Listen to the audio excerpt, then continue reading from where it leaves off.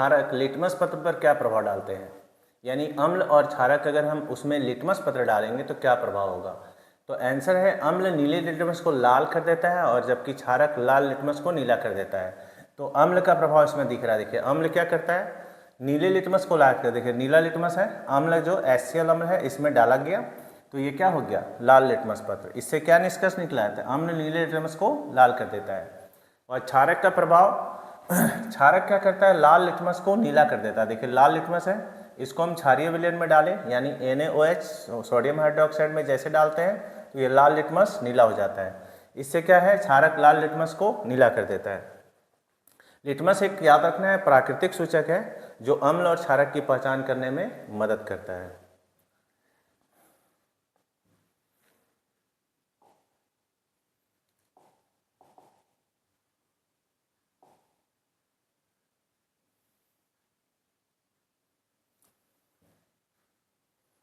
चलिए, ये बहुत एक महत्वपूर्ण प्रश्न है जो बहुत सारे बच्चे लिटमस लिटमस सुनते रहते हैं। तो लिटमस है क्या, चलिए आज इसको समझते हैं।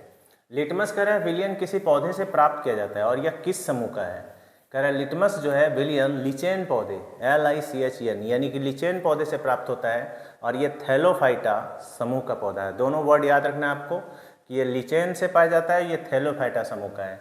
लिटमस विलयन का स्रोत यानी कि कहाँ से मिला, तो ये देखिए लिचेन का पौधा। लिचेन एक विशेष प्रकार का पौधा है जो कवक और शैवाल का सहजीवी संबंध है। इसमें एक बहुत महत्वपूर्ण पॉइंट है, देखिए कवक और शैवाल।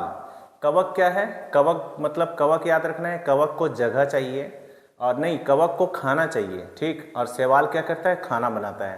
पहला नंबर सहजीवी संबंध समझिए, दो जीवों के बीच ऐसा संबंध जिसमें दोनों जीव को लाभ हो तो वो कहलाता है सहजीवी संबंध।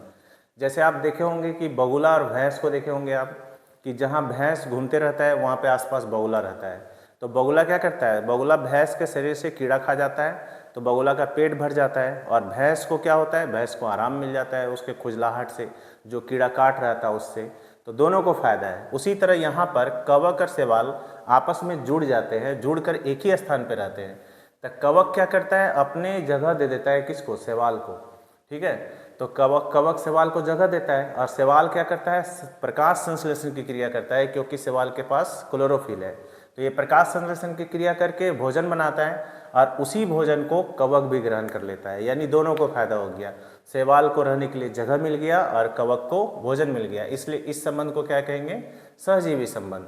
कारण लिचेन से लिटमस निकाला जाता है। पहले सूखा लिचेन को रखा गया, गर्म जल में उबाला गया, फिर उसको छाना गया तो लिटमस विलयन प्राप्त हो गया। इस तकनीक से प्राप्त किया जाता है। लिचेन किस समूह का पौधा है, तो हम लोग पढ़े अभी थैलोफाइटा। अब थैलोफाइटा समूह क्या होता है इसको भी जान लें। थैलोफाइटा कह रहा है इन पौधों का शरीर थैलस के रूप में होता है। थैलस मतलब फैला हुआ, छाता के जैसा, है ना। इनमें सच्ची जड़ें मतलब ट्रूथ रूट यानी कि रूट होती है, जड़ें होती है। और तना भी कह रहा है सच्ची जड़ें, तना और पत्तियां नहीं होती, मतलब जिस तरह अन्य पौधा का जड़ होता है उस तरह का जड़ नहीं होता, ना ही तना होता है ना पत्ता होता है जो पौधा में हम लोग देख पाते हैं। ये सरल संरचना वाले पौधे होते हैं। सरल संरचना मतलब कि एकदम सिंपल स्ट्रक्चर होता है, ना ही आपको जड़ दिखेगा, ना ही तना दिखेगा, ना कुछ दिखेगा, सिंपल है। जैसे शैवाल, कवक और लिचेन, ये सारा का सारा थैलोफाइटा ही है। तो निष्कर्ष क्या निकलता है, लिटमस विलयन लिचेन के पौधे से प्राप्त किया जाता है जो थैलोफाइटों का समूह का पौधा है। करें यदि आपके परिवार का कोई सदस्य अत्यधिक भोजन करने के कारण अम्लता यानी एसिडिटी से पीड़ित है तो आप नींबू पानी, सिरका या बेकिंग सोडा में विलयन में किसका उपयोग उपचार के लिए करेंगे और क्यों करेंगे। हम उपचार के लिए बेकिंग सोडा का उपयोग क्यों करेंगे, उसका रीज़न है, देखिए नींबू पानी, अगर हम नींबू पानी पीते हैं तो इसकी प्रकृति अम्लीय होती है और इसका pH मान क्या होता है, 7 से कम होता है। अगर हम सिरका का उपयोग करते हैं तो उसकी भी अम्लीय प्रकृति होती है, इसका भी pH मान 7 से कम होता है।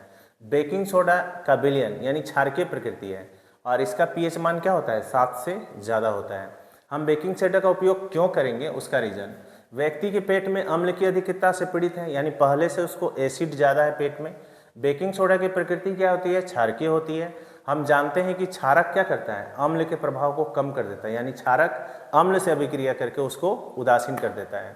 अतः बेकिंग सोडा पेट के अतिरिक्त अम्ल को, पेट में जो भी अतिरिक्त एक्स्ट्रा एसिड जो है उस एसिड को क्या करेगा, वो राहत दिलाएगा। यानी अम्ल HCl, क्षारक NHA, NaHCO3 ये दोनों अभिक्रिया किया, लवण और जल बनाया और कार्बन डाइऑक्साइड बनाया। इसका नीचे फॉर्मूला भी है। अब ये कैसे काम करता है उसको समझते हैं। देखिए एसिडिटी यहाँ दिख रहा है, अम्लता के कारण पेट में अम्ल की एसिडिटी यानी अम्ल की अधिकता है। बेकिंग सोडा जैसे मिलाए, क्या किया, ये बेकिंग सोडा अम्ल से अभिक्रिया किया और उसको उदासीन करके राहत दे दिया। तो नींबू पानी या सिरका का उपयोग क्यों नहीं करेंगे, उसका भी रीजन है। नींबू पानी या सिरका दोनों अम्लीय है और इसका पीएच मान 7 से कम होता है। ये पेट में अम्लता को और अधिक बढ़ा देंगे, यानी अगर आपका पेट दर्द कर रहा है, आप नींबू पानी पी लिए, सिरका पी लिए, तो पेट और एसिडिटी बढ़ जाएगी और पेट का दर्द भी बढ़ सकता है। निष्कर्ष क्या है, अम्लता से राहत पाने के लिए बेकिंग सोडा का विलयन का उपयोग करना सबसे उचित है और ये सुरक्षित भी है। ठीक है।